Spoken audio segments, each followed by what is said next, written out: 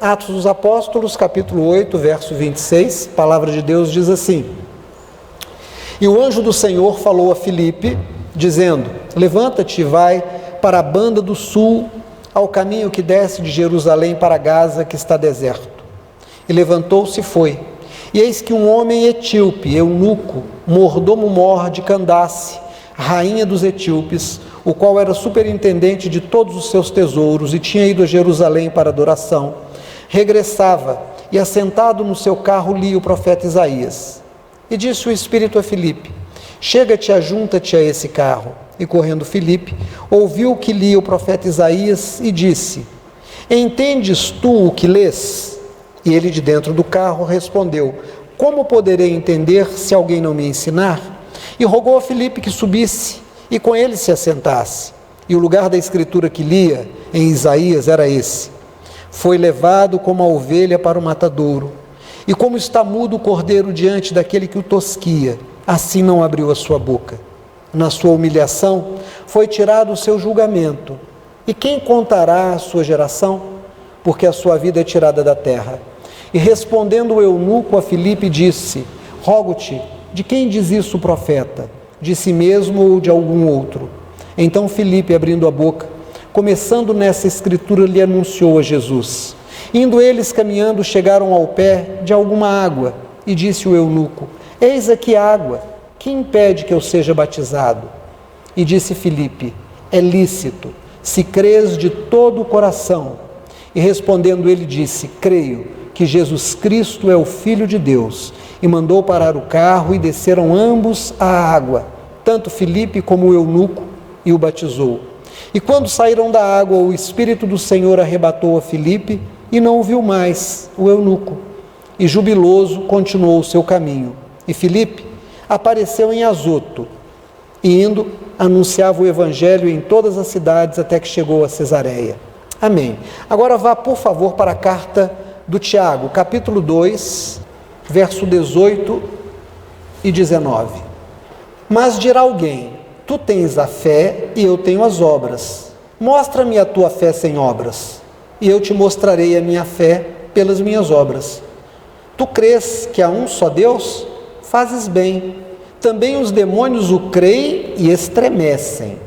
Agora, por favor, o capítulo 1 do Tiago, verso 27, último versículo do capítulo número 1, o verso 27. A religião pura e sem mácula para com Deus o Pai é esta: visitar os órfãos e as viúvas nas suas tribulações e guardar-se da corrupção do mundo. Amém.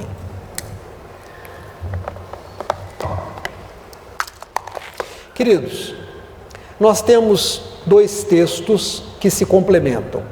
O primeiro é uma história relativamente conhecida da igreja, principalmente na época do batismo. É um texto que normalmente é lido, é trabalhado.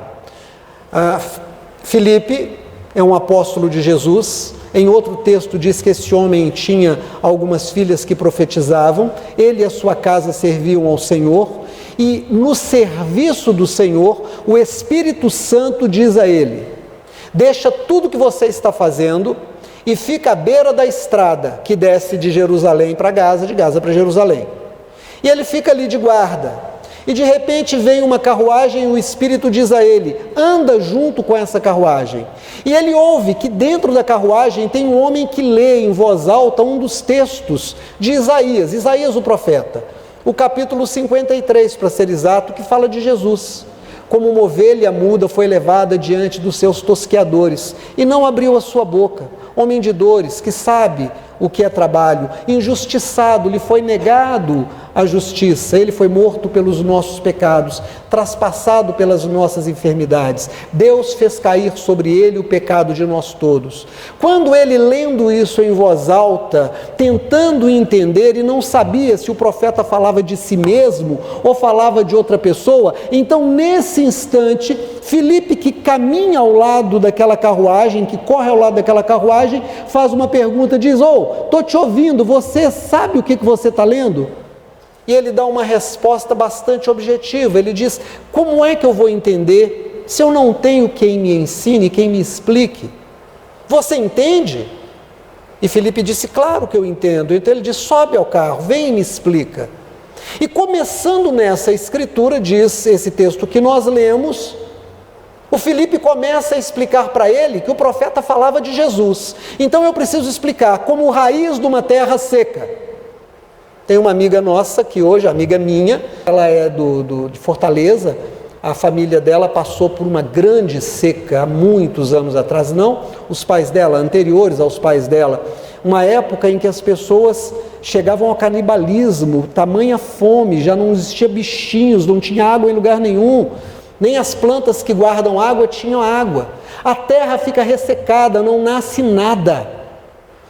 O Isaías diz: como raiz de uma terra seca. Imagina uma terra onde não tem chuva, onde nada nasce, onde os bichos morreram, onde as sementes morreram, onde apenas o calor consome a própria terra. E de repente nasce um broto verde cheio de vida. Isaías usa essa imagem para dizer: a humanidade estava perdida na visão do profeta. Ele olha e vê: a humanidade está ressecada, não há mais vida, o ministério da morte a todos tomou, mas de repente, por um milagre de Deus, no meio de uma humanidade morta em pecados e separada de Deus, surge vida, nasce algo extraordinário, algo que vem de Deus. O próprio Deus se encarna e nasce como uma erva nova, um broto verde, profetizando vida dali para frente. Mas ele veio para o que era seu, para os seus, e o que era seu não o reconheceram. Antes fizeram dele o seu inimigo, o perseguiram, o traíram, mentiram contra ele, o torturaram e o mataram. Homem de dores, homem de trabalho, não era um homem que ficava no ócio, não era um homem que se valia do trabalho dos outros tirando vantagem, não era alguém que estava no pecado, mas não fizemos dele caso algum, antes o desprezamos e nós o moemos, o matamos. O nosso pecado não aceitou a santidade dele, mas nesse processo Deus faz com que ele receba sobre ele o pecado de nós todos. Então o pecado de cada um desses que são comparados a uma terra seca, todos esses pecados foram lançados sobre Jesus, e cumpre-se uma palavra: assim como o pecado de um Adão que peca no jardim do Éden passou a todos, assim também o pecado de todos saiu por um homem, Jesus. Isso é o que o Isaías explica para o eunuco. Eunuco, esse homem, eunuco não é um nome, não é o título, eunuco é um homem castrado. Diz a palavra que ele trabalhava com Candace, rainha dos etíopes. Candace, engraçado porque eu falei nas Candaces hoje na escola dominical. As rainhas das tribos africanas eram chamadas de Candaces. Uma das escolas de samba do Rio de Janeiro, uns anos atrás, fez um samba enredo elogiando as Candaces que vieram prisioneiras para o Brasil. Essa rainha tinha um tesoureiro que era esse eunuco. E ele então ouve que Jesus é aquele que veio nos salvar dos nossos pecados e nos permitir começar uma vida nova. Ele apaga os nossos pecados. Deus não nos vê mais pela lente suja do pecado, mas nos vê pela lente limpa do amor de Jesus Cristo, seu Filho. E aí o eunuco ouve: quando você crê, você precisa obedecer a palavra. E Jesus ordenou que aqueles que o recebessem como Senhor sejam batizados em água. Devem descer a água. É um rito de passagem. Você vai ao fundo da água, e como nós não podemos viver debaixo da água porque morremos afogados, a representação é que na água nós morremos. O velho homem, a velha criatura, a velha mulher, aquele ser que era submisso ao pecado, agora morre e fica ali. Mas como também nós somos gestados dentro do líquido amniótico, como a vida sai da água, a vida nasce da água, nós saímos da água como novas criaturas. Nós saímos da água para viver a possibilidade de fazer tudo novo outra vez. Aleluia! É um futuro completamente limpo, sem carregar o peso dos pecados do passado. Então o eunuco, ouvindo isso, ele diz: olha ali, tem uma água ali, o que impede que eu seja batizado? E aqui eu quero chamar a atenção. Presta atenção que o O Filipe não vai dizer para aquele eunuco: você é casado no cartório? Você vive com alguém? Você fuma? Você bebe? Como é que é mesmo a sua vida sexual? Como é que anda a sua relação familiar? O eunuco não pergunta nada disso para ele. Não há um questionário. O eunuco diz para ele: é lícito, é da lei de Deus, se você crê no que eu preguei para você, que Jesus Cristo é o Salvador. E ele diz: eu creio que Jesus Cristo é o Filho de Deus, eu creio que Jesus Cristo é o Salvador, e eu creio que eu o estou recebendo como meu Salvador, e eu quero ter a certeza de que eu nasci de novo. Então diz a Bíblia, Filipe o admitiu e o batizou, e quando saíram da água, Filipe desaparece, instantaneamente some. O eunuco procura: cadê ele? Desapareceu. Onde está ele? Cadê ele? Olha ele ali.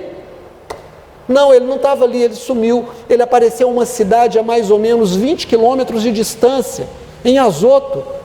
Ele foi transladado, ele saiu no mundo espiritual e apareceu em outro lugar e continuou o ministério.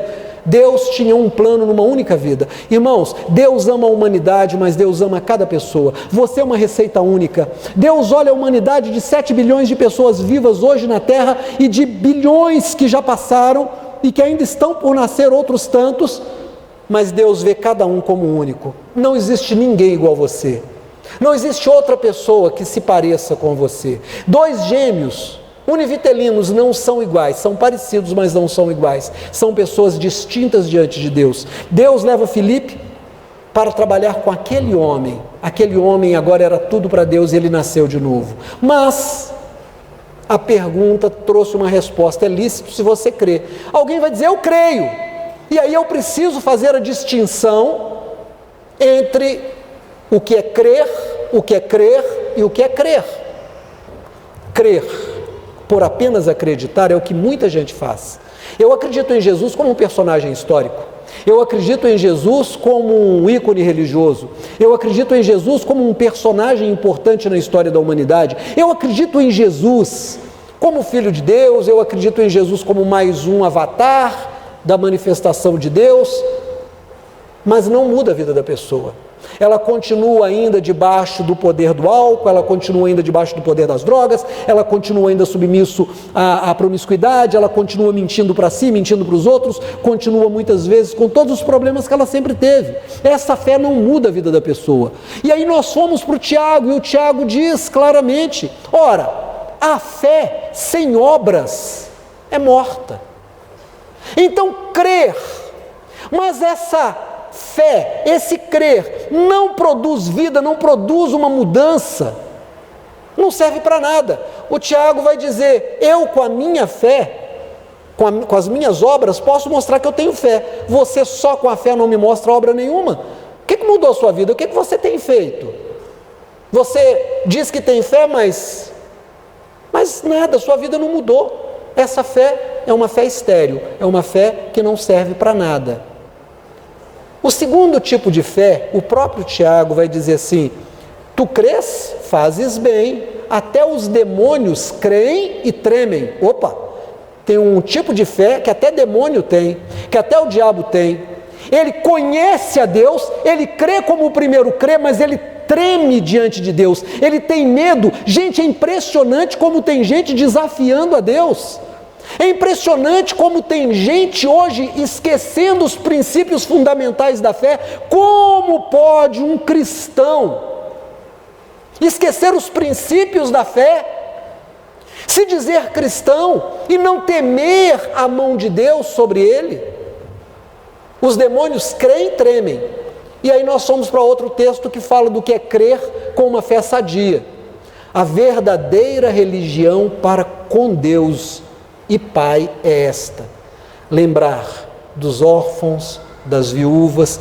E aí eu posso acrescentar, porque está no espírito do versículo 27 do capítulo 1 de Tiago, lembrar dos encarcerados, dos doentes, dos desabrigados, dos que estão na rua, dos que são mal falados, dos que são rejeitados.